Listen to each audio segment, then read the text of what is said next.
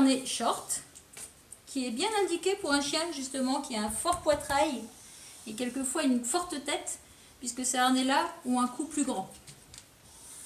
Ici, on a la possibilité de retirer les deux clics. J'en retire un seul, c'est beaucoup plus facile à mettre. Hop. On met la tête, on met bien le collier devant le col du harnais. Ensuite, on prend la papate du toutou que l'on va soulever bien en avant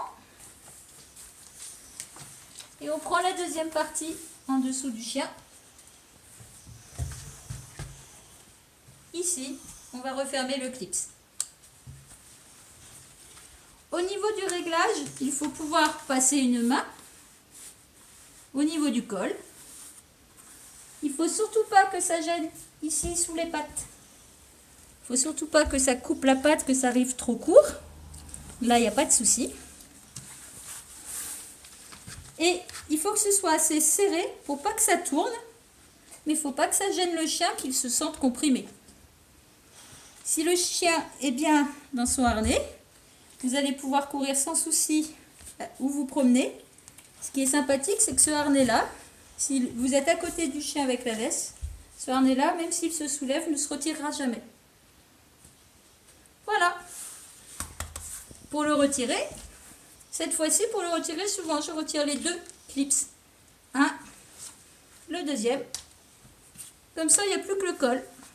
On n'embête même pas les pattes du chien. Et voilà. Il est déshabillé. Ça y est, Mosiako. Pour certains chiens, vous allez devoir resserrer la boucle ici pour que ce soit beaucoup plus étroit. Cette boucle-là, en la resserrant, vous pouvez aller à l'intérieur du harnais, c'est-à-dire là. Hop. Ici, si elle est assez courte, on peut aller dans le harnais sans aucun souci. La boucle ne gênera pas, même si elle est dans le harnais.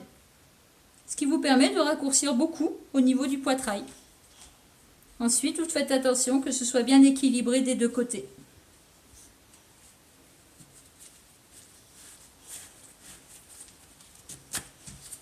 Vous voyez, si on reste comme ça, on est bloqué. On le passe dans le harnais, dans la doublure, et on équilibre bien les deux côtés. Là, le harnais est prêt à être mis sur un chien plus étroit.